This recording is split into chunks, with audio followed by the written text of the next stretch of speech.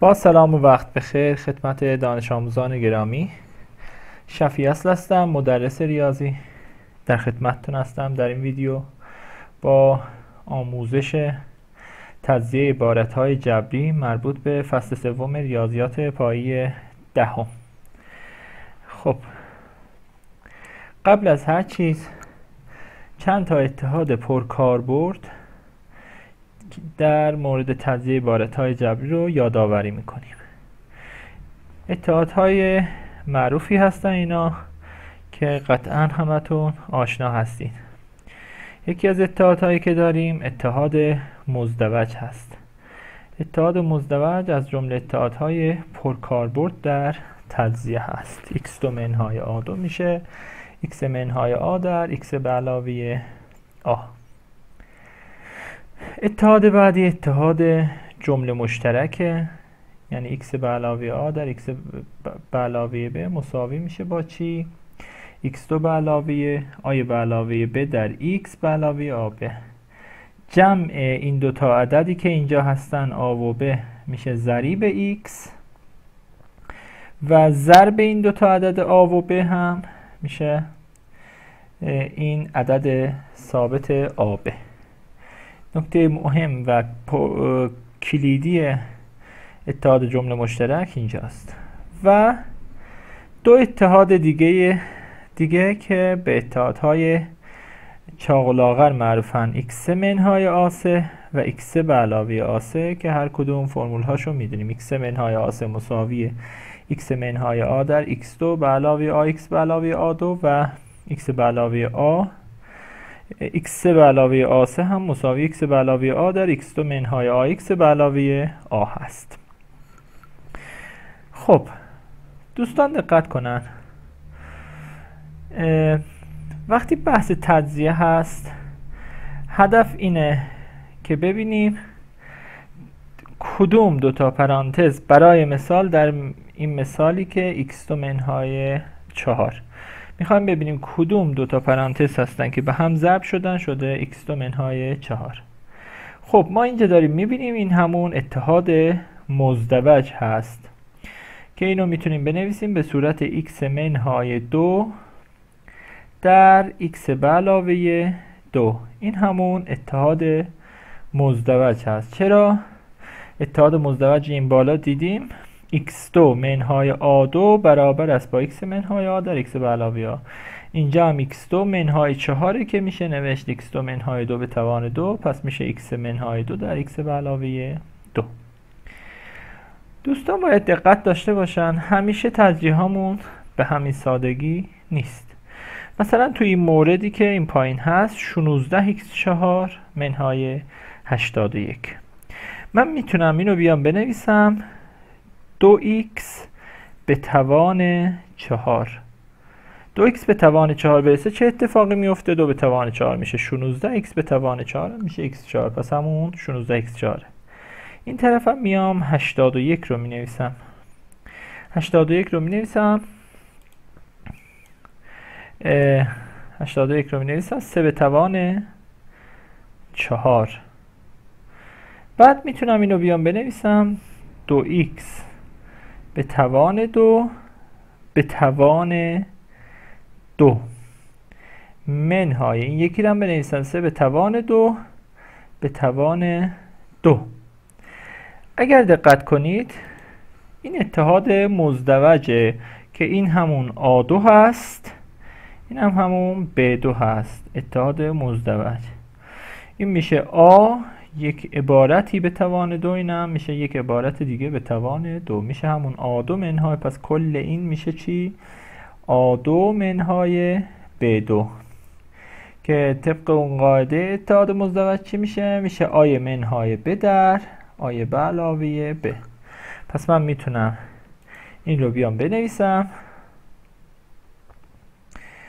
2x به توان 2 که همون A هست منهای 3 به توان 2 که همون B هست. این میشه پرانتز اول من و این یکی پرانتزم که میشه 2x به توان 2 به علاوه 3 به توان 2.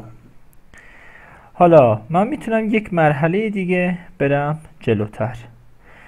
پرانتز دوم توان 2 هست دیگه، قابلیت تجزیه نداره. هیچ کدوم از اتحادها نمیتونه واسمون کمک کنم که A2 به علاوه B2 رو تجزیه کنیم. ولی پرانتز اول دوباره همون اتحاد مزدوجه. 2x من همون A هست، 3 همون B هست، شده A2 منهای B2. پس من دوباره اینو میتونم بنویسم 2x منهای 3 در 2x به علاوه 3. این میشه پرانتز اول من. ولی پرانتز دوم دیگه نمیتونم چیزی دست بزنم بهش، همون توان 2 رو روش اعمال میکنم. میشه 4x2، 2x به توان 2 میشه 4x2 به علاوه 3 به توان 2 هم میشه 9. این عبارت تا اینجا ساده میشه، بیشتر از این هم ساده نمیشه. الان پس عبارت 16x4 منهای 81 میشه 2x منهای 3 در 2x به علاوه 3 در 4x2 به علاوه 9.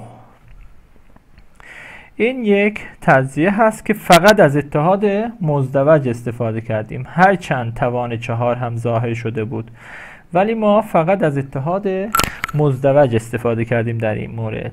دوبار از اتحاد مزدوج استفاده کردیم. خیلی خوب دوستان، دقت کنم فقط اتحاد مزدوج نیست که تو این تجزیه به درد میخوره.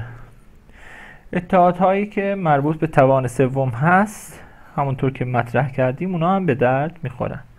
الان این مورد x3 منهای 27 رو من میتونم بنویسم 3 به توان 3 میشه همون اتحادی که نوشته بودیم A3 منهای B3. بعد میتونم بنویسم x منهای 3 در، دقت کنید اول اینو یادآوری کنم، A3 منهای B3 شده بود چی؟ A منهای B در A2 به علاوه AB به علاوه B2. الان اینجا x3 منهای 3 به توان 3 نوشتم x منهای 3، الان A2 پس باید بنویسم x2، بعد AB باید بنویسم 3x و آخریدم باید بنویسم 9. خیلی خوب، این میشه تجزیه و این عبارت بیشتر از این هم تجزیه نمیشه. به همین ترتیب عبارتی که اینجا نوشتیم 8x منهای 125، من 8x رو میتونم بنویسم 2x به توان 3. از اون طرف 125 هم میتونم بنویسم 5 به توان 3. دقت کنید در مورد بالایی x ضریبش 1 بود، در مورد پایینی x ضریبش 8. بازم همون تجزیه هست، کار خاصی، کار ویژه‌ای انجام نمیدیم، فقط به جای x 2x قرار میدیم. دوباره میشه چی؟ 2x منهای 5 در 2x به توان 2 میشه چی؟ 4x2.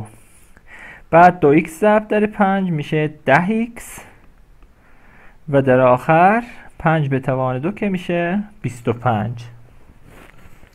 پس میتونیم به این ترتیب تجزیه ها رو انجام بدیم، فقط با کمک اتحادها. و اما بچه ها اگر دقت کنید ما میخواییم همیشه اینجوری نیست که بتونیم از اتحادهای روتینی که داشتیم استفاده کنیم.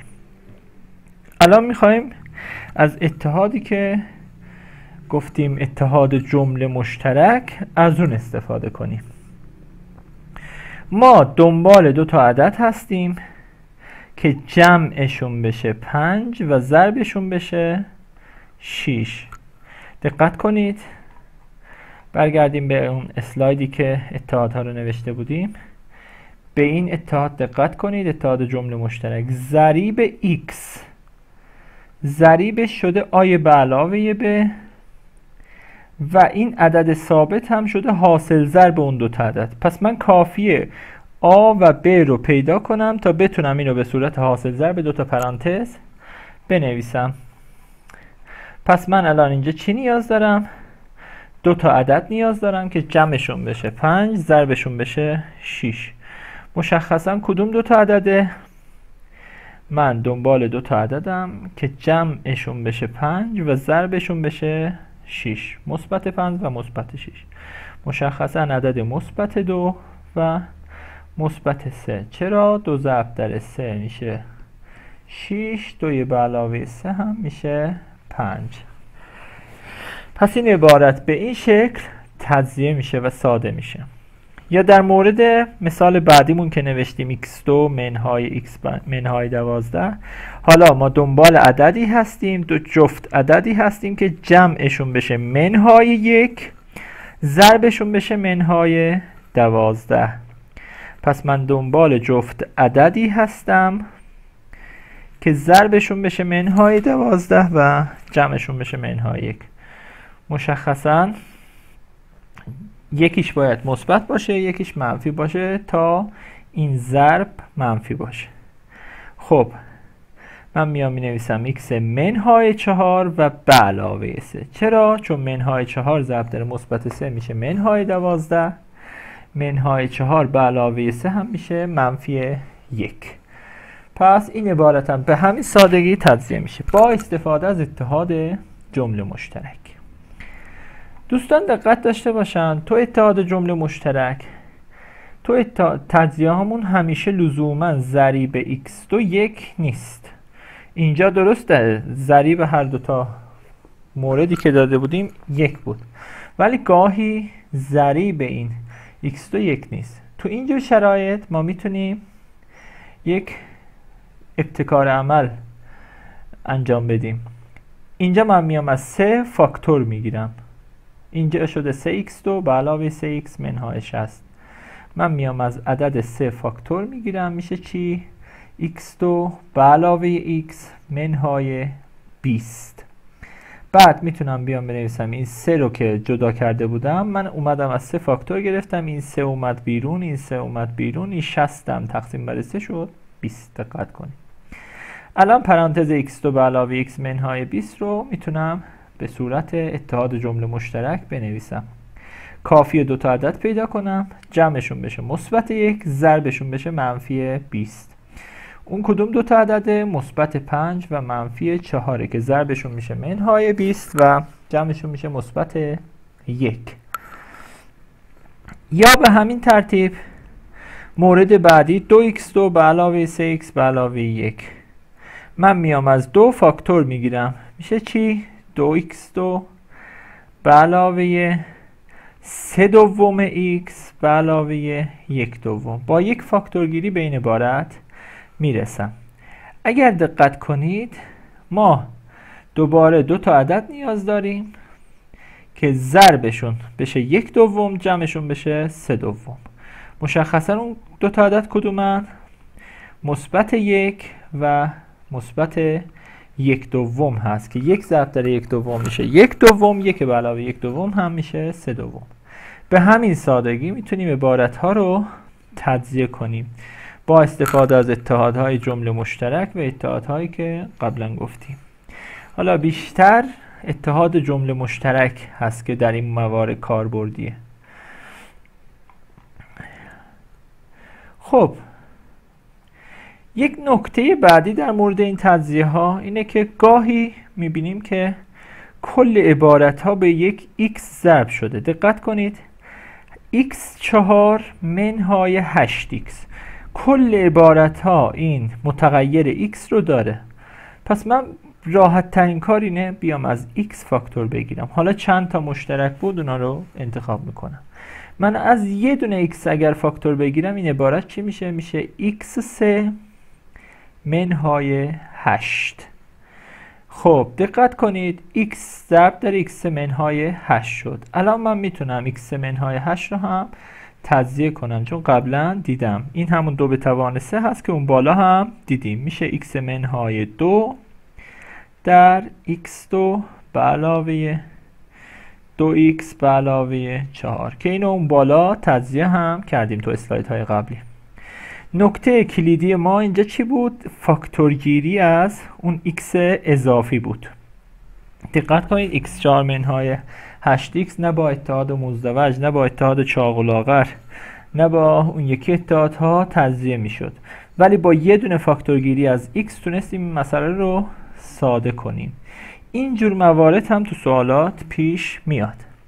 الان مثلا مثال بعدیمون این x3 داره، x2 داره، 20x داره، همشون عبارت x رو حداقل داره. پس من میتونم از یه دونه x حداقل فاکتور بگیرم. اگر فاکتور بگیرم چی میشه؟ میشه x2 از x2 x شو بردارم میشه چی؟ x و از 20x هم x شو بردارم میمونه 20. الان من دنبال دو تا عدد هستم که ضربشون بشه -20 جمعشون بشه -1. طبیعتا x منهای 5 و x به علاوه 4 هست. چرا که منهای 5 به علاوه 4 میشه منهای 1، منهای 5 ضرب در 4 هم میشه -20. دوستان دقت داشته باشن این تجزیه ها کجا به درد میخوره؟ در ساده کردن عبارت های کسری که صورت و مخرجشون عبارت های جبری هست. اصل کاربرد این تجزیه ها تو اینجور جاهاست، در ریاضیات پایه دهم که شما میخونید. دقت داشته باشین الان گفتن این عبارت x2 به علاوه 4x به علاوه 4 تقسیم بر x به علاوه 2 رو ساده کنید. ما میایم چی کار میکنیم؟ خط کسری x به علاوه 2 مخرج دیگه از این بیشتر تجزیه نمیشه، x توانش 1 دیگه از این بیشتر نمیشه تجزیه کرد، همینه. ولی تو صورت ما میتونیم از اتحاد جمله مشترک استفاده کنیم. اون کدوم دو تا عدده که جمعشون شده 4 ضربشون هم شده 4؟ مشخصا اعداد 2 هستن که 2 به علاوه 2 هم میشه 4، 2 ضرب در 2 هم میشه 4. بعد با یه دونه ساده سازی x به علاوه 2 از صورت و مخرج فقط یه دونه x به علاوه 2 میمونه. به این عمل میگیم ساده سازی عبارت های کسری با صورت و مخرج که صورت و مخرجشون عبارت های جبری هستن. اینا رو ساده میکنیم و به این عبارت های ساده میرسیم. این عبارت های گویا رو ساده میکنیم ما. یک مثال دیگه از این جنس دقت کنید. x4 منهای 8x مخرجم x به علاوه 2x2 به علاوه 4x. من میتونم چی کار کنم؟ تو صورت میام یه دونه از x فاکتور میگیرم. از x فاکتور بگیرم، دقت کنید چون هم x4 x رو داره 8x هم x رو داره دیگه عدد ثابتی هم نداریم. از x فاکتور بگیرم چی میمونه؟ x3 منهای 8 میمونه. اینو همون بالا هم تجزیه کردیم یکم پیش. تو مخرجم اگر دقت کنم هر سه عبارت که جمع شدن x رو دارم، پس میتونم یه دونه از xش فاکتور بگیرم. میمونه چی؟ x2 به علاوه 2x به علاوه 4. هنوز با همین فاکتور گیری ما میتونیم بگیم که آقا این x ها رو بزنید.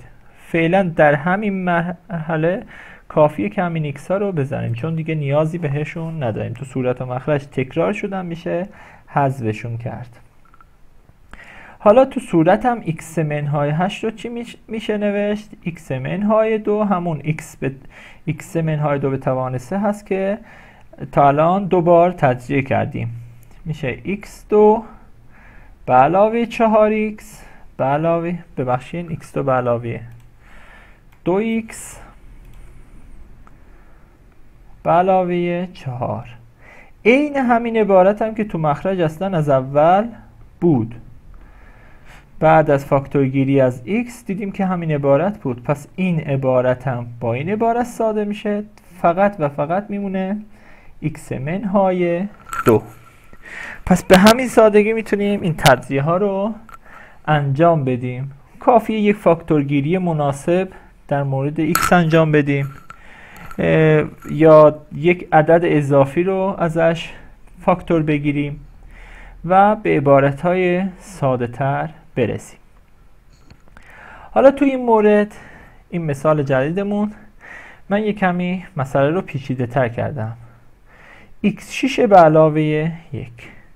دوستان دقت داشته باشم من x6 به علاوه 1 رو x6 به علاوه 1 رو ببینید چطور تجزیه میکنم. x6 رو می نویسم x به توان 2 دوباره به توان 3 به علاوه 1. انگار الان رسیدم به چی؟ A3 به علاوه 1 به توان 3. تجزیه‌اش رو بلدیم. چی میشه؟ میشه A به علاوه 1 در A2 به علاوه منهای A منهای A به علاوه 1. خب اینجا هم همونه. اینو میتونم بنویسم چی؟ x2 به علاوه 1 x2 همون A هست. بعدی میشه چی؟ x4 x2 به توان 2 میشه x4 منهای x2 به علاوه 1. یعنی از همون اتحاد چاق و لاغر در مورد این x6 به علاوه 1 استفاده کردم. فقط یه جایی ابتکار عمل به خرج دادم. اونم چی بود؟ x6 رو نوشتم x2 به توان 3. الان عین همین عبارت هم تو مخرج ظاهر شده. پس طبیعتا اگر بنویسم صورت که شد x2 به علاوه 1 در x4 منهای و به علاوه 1 تو مخرجم که هست x4 منهای 2x2. ببخشید الان میخوایم مخرج رو ساده کنیم، یادم رفته بود. در مورد مخرج دوستان دقت کنن. x4 به علاوه 2x2 به علاوه 1 رو ببینید چطور می نویسیم. x4 به علاوه 2x2 به علاوه 1. اینم می نویسم x2 به توان 2 به علاوه 2x2 به علاوه 1. اینم انگار شد چی؟ a2 به علاوه 2a به علاوه 1 که این همون a به علاوه 1 به توان 2 هست. پس اینم میتونم بنویسم چی؟ x2 به علاوه 1 به توان 2. پس اینم میارم تو مخرج جاگذاری میکنم توان 2. مشخصا تو صورت x2 به علاوه 1 یه دونه هست، با توان 2 مخرج میره. چرا؟ چون مخرج 2 تا از این x2 به علاوه 1 هست. به جای توان 2 اگر بنویسم x2 به علاوه 1 انگار این جمله رو حذف میکنه. این جمله حذف میشه. پس ساده شده این عبارت چی میمونه؟ x4 منهای x2 به علاوه 1 تو مخرجم میمونه x2 به علاوه 1. این عبارت تا اینجا ساده میشه، بیشتر از این هم ساده نمیشه. با استفاده از اتحاد چاق و لاغر و اتحاد مربع دو جمله‌ای تونستیم این عبارت پیچیده رو با اینکه توان 6 بود توان 4 بود ساده کنیم. الان فقط میمونه مورد آخرمون. دوستان دقت داشته باشن. گفته اگر x مثبت باشه x منهای 1 تقسیم بر x رادیکال x به علاوه 1 رو تجزیه کنید. همیشه تجزیه هامون مثل عبارت های قبلی نبود که روتین باشه، ممکنه رادیکال هم داشته باشه. دوستان دقت داشته باشم. من میام x منهای 1 رو ببینید به چه شکلی می نویسم.